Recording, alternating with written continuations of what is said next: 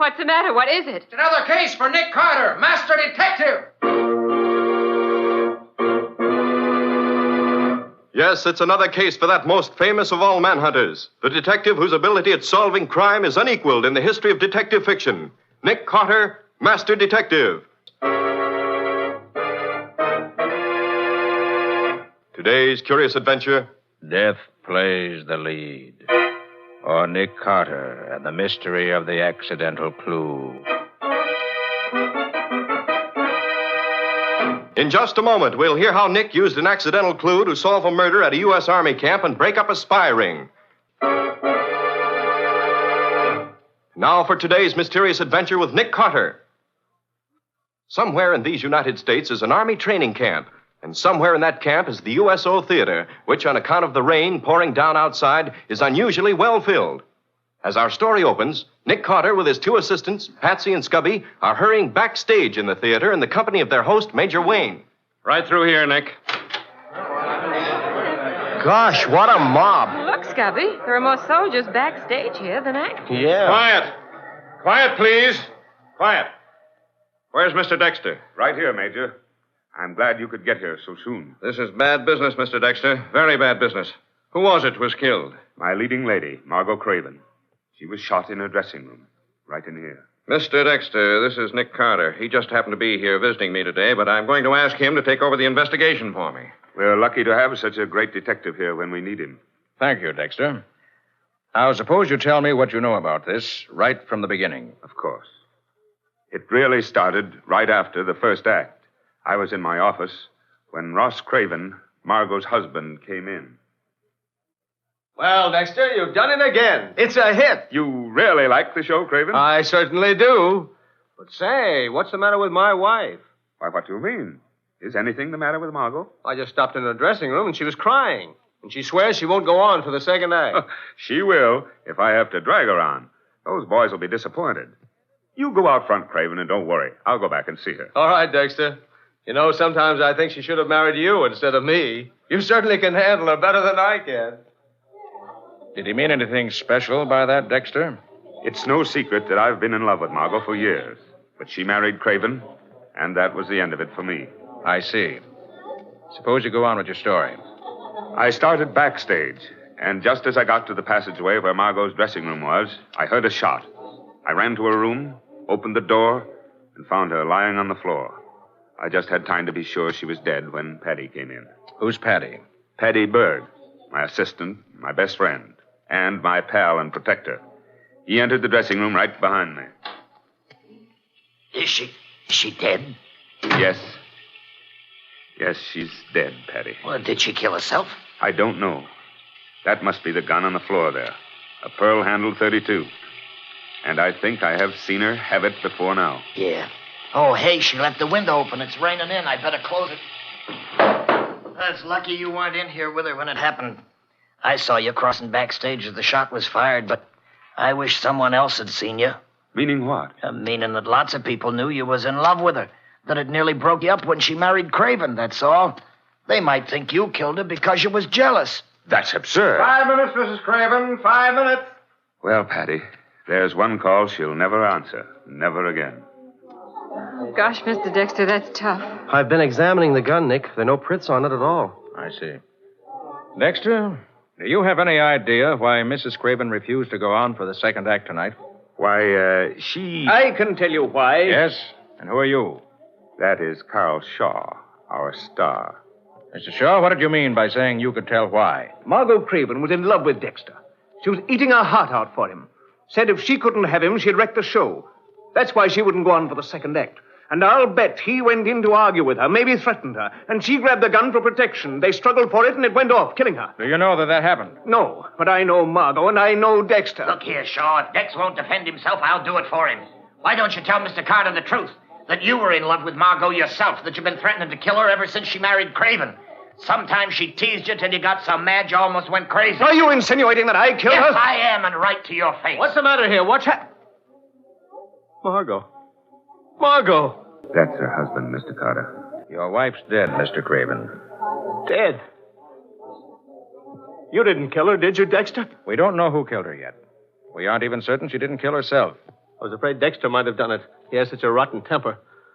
And it would have been my fault because I asked him to come back here and argue with her.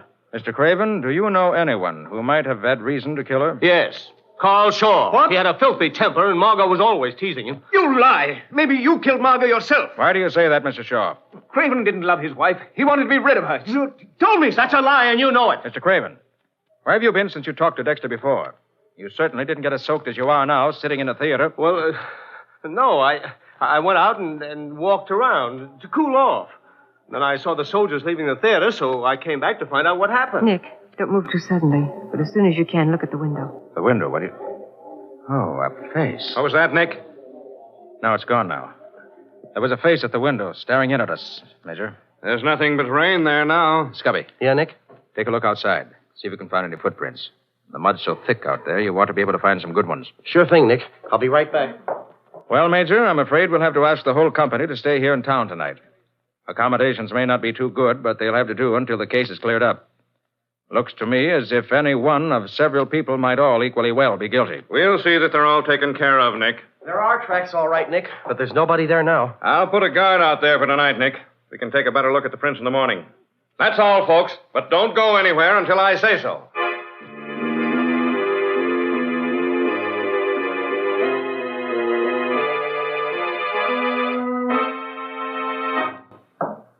Room 211, the clerk said.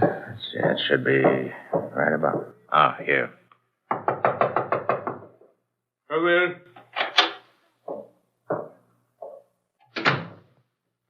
Hi, Dick Deadeye. Come in, have a drink. Thanks, Craven. I don't drink. I don't ever want to be sober again. When I'm sober, I remember all the rotten little things I did to Margot. She should have married Dexter. He's always been the kind of man that I wanted to be and never was. But I beat him just once, when I married Margot. That rather evens things up, doesn't it? So that's why you married her. Because Dexter loved her and you wanted to beat him at something. Yeah. But don't tell anybody. Craven, did you kill Margot? No. Why should I kill her? You were outside and could have shot her through the window. She was shot with her own gun, and you admitted you'd been in her dressing room just before you talked to Dexter.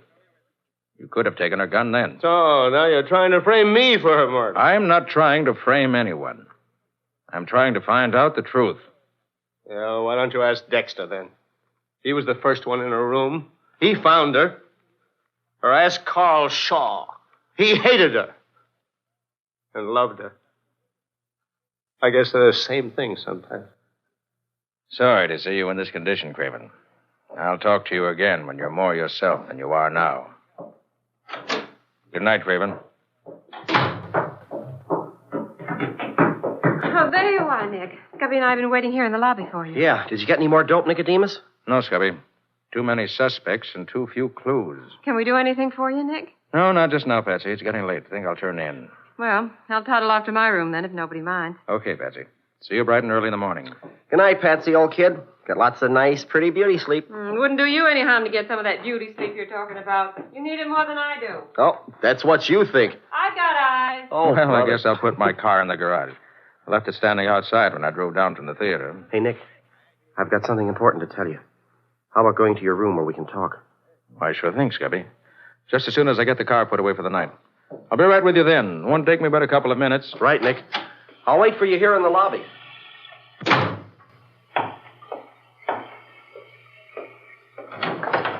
Good evening, Mr. Carter. What the... Keep your mouth closed, Mr. Carter, and climb in behind the wheel. Just a moment. Only one gun tonight, huh? That's all. Okay, get going. Very well. You're giving the orders. For now. Drive straight out Main Street, Mr. Carter. Oh, so it's you. You know me? Don't know your name, but I do know that you're the man I saw staring in the dressing room window earlier this evening. Yes. You'll drive straight ahead for about 5 miles. When you come to a crossroad, you'll turn left and continue on. I'll give you further directions then.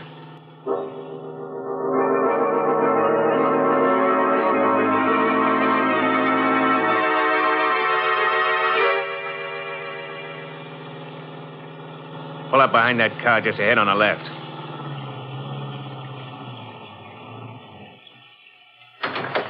That you? Yes.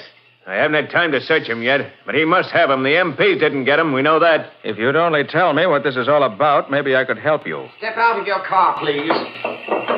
It's very simple. Margot Craven got some papers which didn't belong to her. Got them by accident. They belong to us, and we want them. Papers? What papers? Oh, nothing that concerns you. We're sorry we have to drag you into this. I admire your work greatly. But we think you may have those documents, and we must have them. Hey, wait a bit. Is that why she was killed? Because she had them? No, Mr. Carter. They had nothing to do with her murder, nothing at all. Come on, search him and be done with it. I don't enjoy standing out here in the rain. Of course. Permit me to be sure you have no papers on you, Mr. Carter. Go ahead. Craven's been taken care of. I searched Carter's car while I waited for him. So if he doesn't have them on him, I don't know where they are. Well, they're not on him. Mr. Carter, on your word of honor, you know nothing about our papers? I do not. How much does that mean? Oh, with Mr. Carter, it means a great deal. Well, thank you. That's a bit unexpected, but very welcome. If we find later that you've lied, we shall, of course, kill you. Now you may get back in your car. Watch out. We're still covering you with our guns. That's better. Now what? Now I take over. We're going to drive away and leave you here. I'm sure you won't try to follow us. And why not? Because you're going to sleep right now.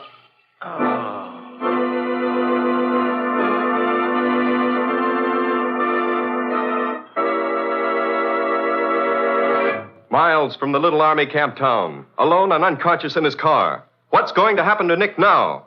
Are the men he just met mixed up in the murder? Or was Margot Craven killed by one of her so-called friends? We'll see in just a moment.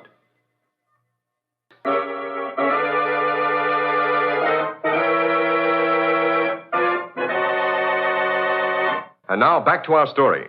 Slugged unconscious by a pair of desperate men, Nick lay slumped over the wheel of his car for several long minutes. Then, when the sharp stabs of pain which accompanied his return to consciousness had died down slightly, he slowly drove back to the hotel, where Scubby was waiting for him. Taking Scubby to his room, he told him what had happened. Well, I'll be doggone, Nick. You're the luckiest guy in the world. What's lucky about getting your head split open? I mean, you're lucky that you didn't stop and talk with me before you went to put your car away. Here. Oh, what's this? If I'm not mistaken, those are the papers your friends wanted. Where'd you get them, Scubby? I found them behind the dressing table in Margot's room. You did? When was that? While you were busy talking to Dexter, I was looking around, and, well, I ran into these. Well, why didn't you say something about it then? I thought you might like to go through them before we turned them over to the police. This is the first time since then that I've had a chance to give them to you alone.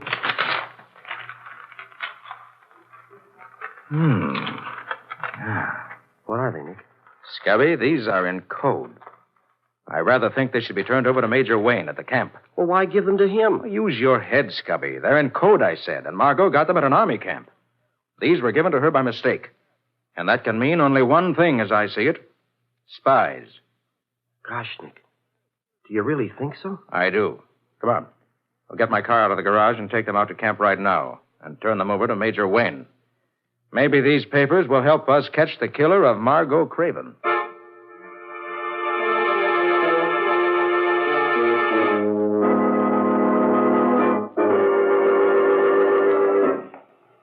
Oh, gosh, it's still raining. What a night.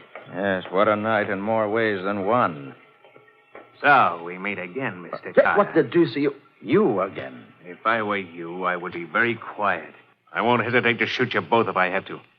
Keep your hands in plain sight and walk over to the little door at the far end of the barroom. Move carefully and slowly. Shall we walk, Nick, slowly and carefully, as the gentleman says? I guess we'd better, Scubby.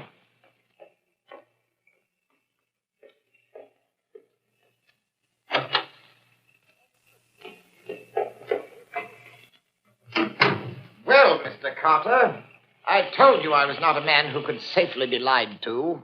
I didn't lie to you. Mr. Carter, those papers we are looking for are in your overcoat pocket right now. Please give them to me at once. Certainly. Thank you. You're a man of sense. I regret it is a little late for having sense. Here are the others now. Oh, well, it's about time you were coming, Nick. you know. Sorry, I'm late. Nick, that's Carl Shaw. So I see. Carl Shaw, huh? Well, this is fine. Did you get the papers from him? Yes. No thanks to you. It wasn't our fault that my sister was assigned to the wrong dressing room.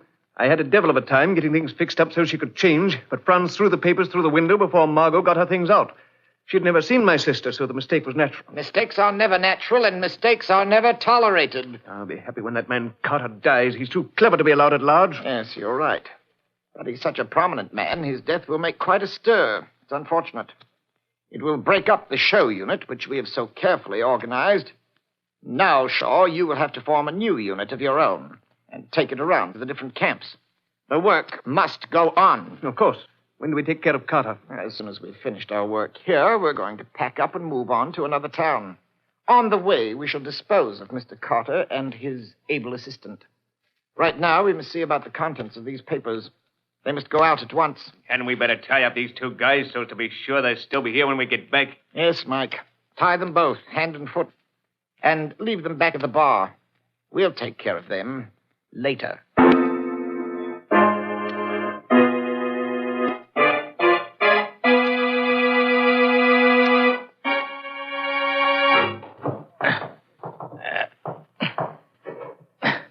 Hey, what are you doing, Nick? You've been wriggling around like that for the last half hour. I'm getting these ropes off my wrists, Gubby. I hope. Yeah? Well, how are you coming? I'll have my hands loose in another few minutes. Well, how are you doing it, Nick? I tried to get my hands free, but gosh, these ropes are too tight for me. Hey, what's the secret? The secret's very simple, Scubby. When the ropes were put on us, they were damp. I enlarged my wrist muscles as much as I could, but he tied the rope too tight for me to get out of it. But I found a hot water pipe under the bar here, and I've been drying the ropes out against that. As it dries, the rope is stretching just enough to let me get loose. But I've had to keep wriggling around so as to keep the wet parts of the rope against the hot pipe. Nice work, Nick, old boy. We'll fool these thugs yet. If they only leave us alone just a couple of minutes longer, we'll be out of here.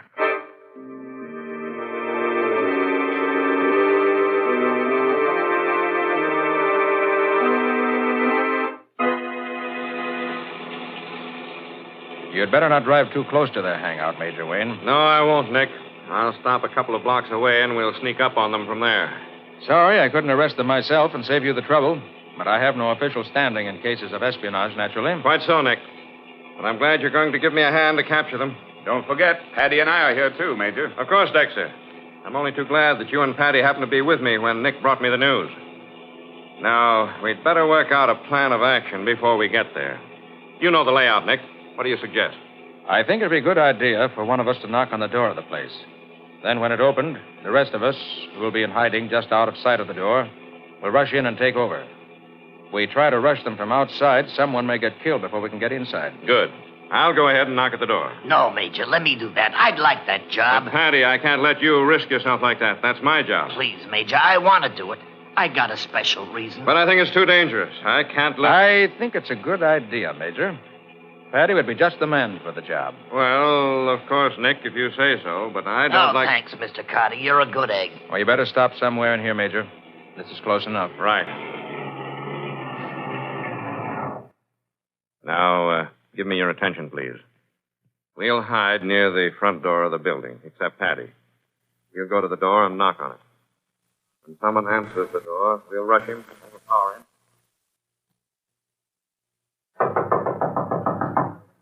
I hope nothing happens to Patty.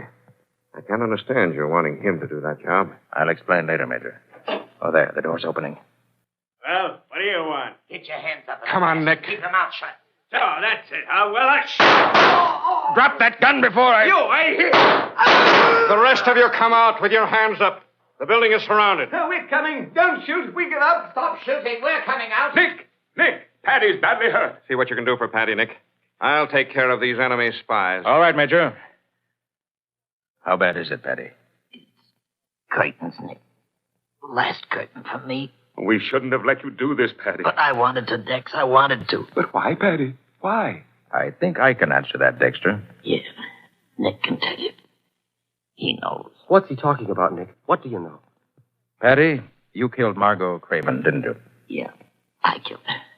And now I'm dying just like I hoped I could. You killed Margot? But why, Patty? Why? Because Patty was afraid that she'd wreck your business and your life, Dexter.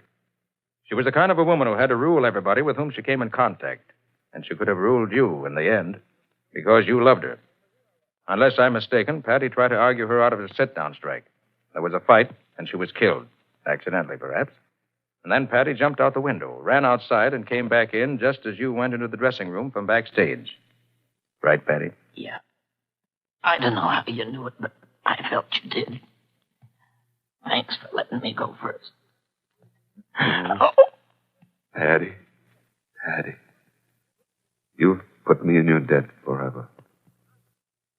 But, Nick, how did you know that he killed the Craven woman? I thought it would have been Shaw or her husband or, well, maybe even Dexter. Well, Scubby, for one thing, there were those footprints in the garden outside her window. You found where a man had stood on tiptoes to look in. Yeah? But you didn't notice that there were also definite marks of where someone had jumped out the window. And Patty was the only one in the dressing room when we got there who had on his shoes the black dirt that was used in making those flower gardens. Oh, I see. Also, I could see he'd just come in out of the rain. And then, too, Scubby, you remember that Dexter said that the first thing Patty did when he followed Dexter into the dressing room was to rush over and close the window? Yeah? Well, Dexter hadn't even noticed it was open. But Patty was more interested in getting it closed than examining the body of the woman, because he already knew she was dead. Yeah, I see.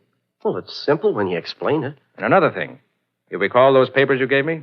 The ones in code? Yeah, sure. Well, as soon as you gave them to me, I knew that I had seen them in Patty's pocket when we first entered the dressing room. Yeah? Yes. I recognized the big blot of ink in the upper corner. But it didn't mean much to me until I heard Shaw say that the papers had been delivered to Margot by mistake. That they should have gone to his sister, who was one of the spy ring operating through the camp show. I knew then that Patty had picked them up in Margot's room when he was there before she was shot. He probably picked them up without knowing what they were. And as soon as he found they were in code, wanted to get rid of them again. So he left them where you, Scubby, found them. But couldn't he have been a spy himself? No, Scubby, because if he was, he'd never have left those valuable papers where they could fall into the wrong hands. And finally, when I heard him say that he'd do anything in the world to help Dexter, it all added up. He wasn't interested in hurting Margot. He just wanted to keep her from hurting his friend and his god, Dexter. And if that meant her death, that's what it had to be. He loved Dexter more than he loved his own life. Well, you sound almost as if you condoned this murder, Nick. I never condone murder, Scubby. You know that. But I understand it. And sometimes I feel sorry for the murderer. And in this case, I'm happy that the murderer won't have to stand trial before an earthly judge. The courts above may treat him more leniently than our earthly courts would.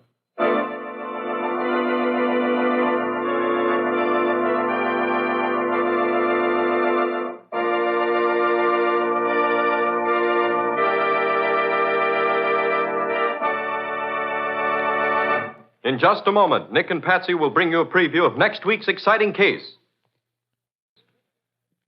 So long. So long, everybody. And so long to both of you. We'll be looking forward to seeing you again next week.